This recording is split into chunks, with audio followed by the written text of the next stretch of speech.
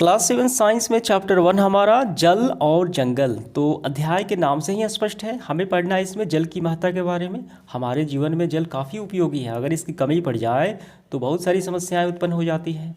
और भूमिगत जल का पुनः पूर्ति कैसे होता है, इसकी कमी पड़ जाए तो क्या समस्याएं होती हैं और इसकी पूर्ति कैसे होती है। और वहीं दूसरी तरफ हमें पढ़ना है जंगलों के बारे में। जंगल हमारे लिए कैसे महत्वपूर्ण हैं, जंगल में कौन से जीव निवास करते हैं और जंगलों में क्या क्या होता है, वो तमाम बातें। तो चलिए इसके क्वेश्चंस को हम लोग काफ़ी अच्छे से हल कर देखिए। प्रश्न क्रमांक पहला, सही और गलत का चयन करना है। पहला है वर्षा जल का चरम स्रोत है। देखिए बारिश का जल जो है चरम स्रोत होता है। बारिश होती है तो भारी मात्रा में पानी आता है और वही पानी ज़मीन में जाता है, भूमिगत जल के यानी भौम जल की पूर्ति करता है। ये बिल्कुल सही होगा हमारा। दूसरा है नदियों का जल खेतों में सिंचाई का एकमात्र साधन है। देखिए ये सही था, लेकिन यहाँ पे एकमात्र दिया गया है। साधन तो है नदियों का जल, लेकिन एकमात्र नहीं है। खास तौर तो बारिश का होता है, ठीक है, बारिश का है, नदी का है, कुएँ का है, तालाब का है, बोरिंग का है, वो बहुत सारे तकनीक हैं, ठीक है, सिंचाई के। सिर्फ एकमात्र साधन नदियों का जल नहीं होता, इसका मतलब ये गलत हो गया। ग नंबर देखिए, जल की कमी की समस्या का सामना केवल ग्रामीण क्षेत्र के निवासी करते हैं। ये तो बिल्कुल गलत है, दोनों क्षेत्र करते हैं, यानी शहरों में भी होता है जल की कमी और ग्रामीण क्षेत्रों में होगा, ठीक है। जैसे राजस्थान आप चले जाएं, दिल्ली चले जाएं, मुंबई चले जाएं, वहाँ पे पानी आसानी से नहीं मिलता, लोगों को दूर दूर जाना पड़ता है, ठीक है। तो ये इसका मतलब ये बिल्कुल गलत हो गया। इसके बाद देखिए रिक्त स्थानों की पूर्ति करें। भौम जल, भूमिगत जल यानी ग्राउंड वाटर, इसे प्राप्त करने के लिए क्या करते हैं। देखिए हम यहाँ पे डैश तथा डैश का उपयोग होता है, चापाकल तथा बोरिंग, ठीक है।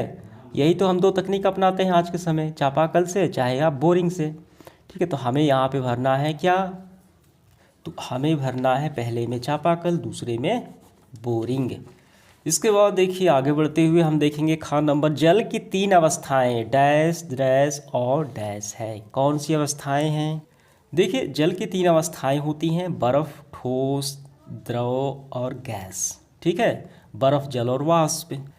तो हमें भी वैसे ही भरना है, बर्फ, जल और वाष्प। इसके बाद देखिए गा नंबर, भूमि की जल धारण करने की परत डैश कहलाती है। क्या कहलाती है, जो ऊपरी परत होती है जल को धारण करती है, अपने आप में उसको रखती है, तो उसे कहा जाता है। देखिए सबसे ऊपरी परत होती उसे कहते हैं भौम जल स्तर कहते। क्या कहते हैं, भूमिगत जल स्तर परत। तो हम भरेंगे यहाँ पे भौम जल स्तर। इसके बाद देखिए घा नंबर, वन से हमें डैश और डैश का लाभ होता है। इसके बाद देखिए वन से हमें डैश और डैश का लाभ होता है। देखिए वन से हमें तो कुछ गिनी चुनी नहीं होता, लेकिन बहुत सारा लाभ होता है।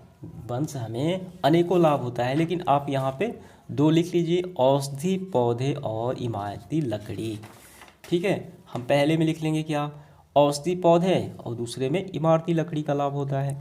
4 नंबर, वन में छायवान पत्तियों और जंतु डैश को क्या करते हैं, समृद्ध करते हैं। हमें क्या भरना है यहाँ पे, तो हमें भरना है मिट्टी। क्या करते हैं, हुमस द्वारा मिट्टी को समृद्ध करते हैं, ठीक है, पोषक तत्व तो उसमें बनाते हैं।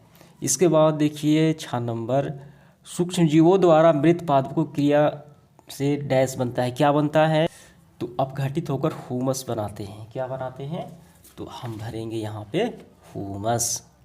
इसके बाद देखिए सब्जेक्टिव क्वेश्चन हमारा तीसरा क्या है, समझाइए कि भौम जल स्तर की पूर्ति किस प्रकार होती है। यानी हमें ऐसे बताना है कि जो भूमिगत जल होता है, ग्राउंड वाटर होता है, उसकी कमी होती है। लगातार हम दिन प्रतिदिन उसको निकालते हैं, चापाकल से, बोरिंग से, अनेक उपकरणों से हम इसका प्रयोग करते हैं, चाहे कल कारखाने में हो गया, तो वो ख़त्म हो जाता है। तो उसकी पुनः पूर्ति किस प्रकार होती है, वही हमें बताना है। देखिए इसका उत्तर हम यहाँ से करेंगे। वर्षा जल सबसे महत्वपूर्ण होता है, इसी द्वारा पुनः पूर्ति होती है। वर्षा जल नदियों, तालाबों, झीलों का जल मिट्टी से रिसकर भूमि के नीचे रिक्त स्थानों और दरारों में भर देता है, ठीक है। भूमि के अंदर जल के रिसाव को अंत सपतन कहते हैं। अतः इस प्रक्रिया द्वारा उपयोग किए गए, चूँकि जब हम उपयोग में लाते हैं, भौम जल की पुनः पूर्ति हो जाती है। जैसे यहाँ पे देखिए चापाकल यहाँ से निकाला जा रहा है, ठीक है, यहाँ से जल, तो फिर वैसे ही देखिए यहाँ से नदी का पानी आ गया तो इसमें चला गया, बारिश का आ गया तो इसमें चला गया, समझ में आ गया। इसी प्रकार ये पुनः पूर्ति होते रहता है। अगला सवाल देखिए चौथा, भौम जल स्तर भूमिगत जल स्तर के नीचे गिरने के उत्तरदायी कारकों को समझाएं। देखिए काफ़ी सरल है इसको समझाना। नीचे कैसे गिरता है? ज़्यादा उपयोग में लाने से गिरता है, ठीक है, उसको बर्बाद करने से गिरता है, ज़्यादा कमी पड़ जाती है।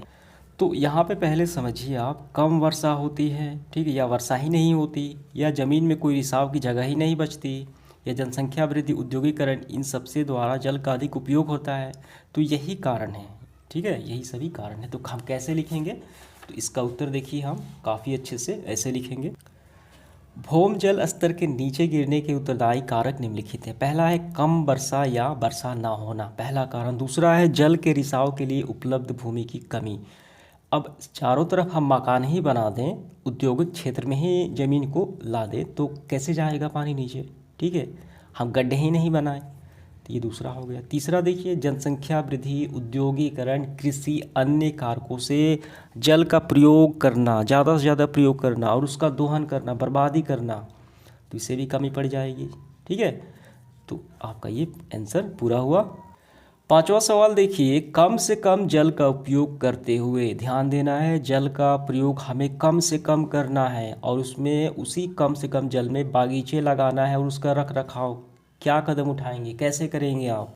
तो इसका देखिए सबसे बेहतरीन तरीका होता है ड्रिप सिंचाई। पाइप की मदद से प्लांट के जड़ों में सिंचाई की जाती है बूंदों द्वारा। देखिए इसका उत्तर हम ऐसे करेंगे, कम से कम जल का प्रयोग करते हुए बागीचे लगाने तथा रख रखाव के लिए निम्न कदम उठाएंगे। पहला है पौधे में पाइप द्वारा ड्रिप सिंचाई को उपयोग कर जल बचाएंगे, पहला हो गया। दूसरा है कम व्यास वाले, ऐसा पाइप हो, देखिए एक पाइप होता है इतना बड़ा होता है, एक होता है इतना छोटा होता है, तो ये कम व्यास वाला हो गया। कम व्यास वाला पाइप से सीधे जड़ों में पानी देंगे, इससे जल कम लगेगा, ठीक है। और देखिए तीसरा में वर्षा जल का संचयन करेंगे, इकट्ठा करेंगे और पौधे को पानी की व्यवस्था करेंगे। समझ में आ गया? ये इसका उत्तर हो गया हमारा। इसके बाद देखिए 6 नंबर, ऐसे 7 उत्पादों के नाम बताएं जो हमें वन से प्राप्त करते हैं। वन से प्राप्त होने वाले 7 प्रकार उत्पाद प्रोडक्ट हमें बताना है, कौन कौन से चीज़ें प्राप्त होती है। देखिए वनों से प्राप्त होने वाले उत्पाद निम्न हैं। पहला, इमारती लकड़ी, इमारती लकड़ी हम प्राप्त करते हैं, ठीक है। फल प्राप्त करते हैं, ऑक्सीजन प्राप्त करते हैं, गोंद प्राप्त करते हैं। देखिए ऑक्सीजन भी प्रोडक्ट में आएगा, आजकल तो ऑक्सीजन बिक भी रहा है, डॉक्टरी ऑक्सीजन, ठीक है, तो हम सांस भी लेते हैं। तो शहद, मसाले, विभिन्न प्रकार के जीव जंतु और व्यावसायिक प्रयोग करते हैं कागज़ के तौर पे, तो ये हमारा उत्तर हो गया। 7 नंबर देखिए, वनों में कुछ भी व्यर्थ नहीं होता, क्यों समझाएं। देखिए यहाँ पे कुछ भी व्यर्थ नहीं होता, यानी कम से कम, यानी अगर सूक्ष्म से सूक्ष्म चीज़ को ले लिया जाए तो वो भी व्यर्थ नहीं होता, इसका मतलब कुछ भी व्यर्थ नहीं होता। किस कारण से? तो इसको हम कैसे लिखेंगे इसका उत्तर? तो इसका उत्तर लिखेंगे, वनों में कुछ भी व्यर्थ नहीं होता, कुछ भी बर्बाद नहीं होता, क्योंकि वनों में मौजूद अपघटक जो है जीवांश, मृत पेड़ पौधे और जानवरों के शरीर को मिट्टी में मिलाकर अपघटित कर देते हैं और इससे क्या होता है कि ये पोषक तत्व यानी मिट्टी के पोषक तत्व बढ़ा देते हैं। तो पौधे के देखिए यहाँ पे पौधे के मूलों द्वारा, जड़ों द्वारा अवशोषित कर लिए जाते हैं यही पोषक तत्व और इस तरह वनों से पोषक तत्व चक्र चलता रहता था। ये हम समझते हैं कि कुछ भी बर्बाद नहीं जाता, ठीक है। एक छोटा से छोटा सूक्ष्मजीव यानी सड़ा गला चीज़ भी उपयोग में आ जाता है। आपका क्लियर हुआ इसका आंसर? अगला सवाल देखिए हमारा 8 नंबर, अपघातक किसे कहते हैं। अभी हमने देखा कुछ भी बर्बाद नहीं होता हमें, यही तो इसको सड़ाते गलाते हैं। ये वन एवं जीवों की वृद्धि किस प्रकार करने में सहायक है, इसको भी काफ़ी ध्यान से समझना है। ये वन एवं जीवों की वृद्धि किस प्रकार सहायक है, ये पेड़ पौधे कैसे बढ़ाते हैं ये अपघटक, और जीवों की वृद्धि को कैसे ये बढ़ाते हैं। तो सबसे पहले हम अपघटक की परिभाषा लिखेंगे। हम यहाँ से करेंगे, कुछ जीव इतने छोटे होते हैं जिन्हें हम लेंस या माइक्रोस्कोप की सहायता से ही देख सकते हैं, ऐसे जीव सूक्ष्मजीव कहते हैं और ये सूक्ष्मजीव अपघटक कहलाते हैं। अब कैसे उपयोग में ये प्लांट के लिए और जीवों के लिए ये वृद्धि का कार्य करती है वो भी बताना है। तो फिर से हम लिखेंगे, देखिए यहाँ पे मरे हुए जीव जंतुओं को अपघटित करके हुमस में परिवर्तित होते हैं, अतः ये पौधे के पोषक में सहायक होते हैं और ये खाद्य श्रृंखला की पूरी होती है और साथ ही पोषक चक्र की पूरा होता है इसी अपघटन के कारण। ठीक है, यानी ये मिट्टी में मिला देते हैं, मिट्टी को उपजाऊ बना देते हैं। उपजाऊ बनेगा क्या, तो बनेगा क्या होगा, वन उपजेंगे और प्लांट इससे बढ़ेंगे, पेड़ पौधे की वृद्धि होगी। ठीक है, तो फिर यहाँ से हम करेंगे, देखिए, वन शाकाहारियों के लिए अत्यधिक आवश्यक भोजन की व्यवस्था को उनकी संख्या में वृद्धि सहायक होता है। वन रहेगा तभी तो शाकाहारी जीव उसको खाएंगे, जिससे मांसाहारी जीवों की भी आहार के प्रचुर उपलब्ध हो जाता है। ठीक है, और जंतुओं के विभिन्न किस्म के वन के पुनर्जनन वृद्धि में सहायक होती है। अपघटक वन में उगने वाले पादपों के लिए पोषक तत्वों की आपूर्ति बनाए रखने में सहायक होते हैं। ये समझ में आ गया, उनको पोषक भी देते हैं, प्लांट बढ़ेंगे तो उसको खाने वाले शाकाहारी बढ़ेंगे, शाकाहारी बढ़ेंगे तो मांसाहारी बढ़ेंगे। कुल मिलाकर अपघटक ही इसका मेन जड़ है। समझ में आ गया, यही सहायता प्रदान करते हैं। तो हमारा आंसर पूरा हुआ, ये यानी सभी आपको लिख लेने हैं। इसके बाद इस सेशन का आखिरी सवाल हमारा 9 नंबर देखिए, ऑक्सीजन तथा कार्बन डाइऑक्साइड CO2 का संतुलन बनाए रखने के लिए वनों के योगदान को हमें समझाना है। तो इसका उत्तर हम यहाँ से करेंगे, वनों में प्रकाश संश्लेषण की क्रिया से ऑक्सीजन तथा कार्बन डाइऑक्साइड का संतुलन वायुमंडल में बना रहता है। समझ में आ गया, और ये आपको चक्र भी बना लेना है। प्लांट, ठीक है, ऑक्सीजन छोड़ते हैं, फिर जंतु लेते हैं, ये कार्बन डाइऑक्साइड छोड़ते हैं तो कार्बन डाइऑक्साइड प्लांट लेते हैं। ये पूरा आपको आंसर में कर लेना है। ठीक है, धन्यवाद।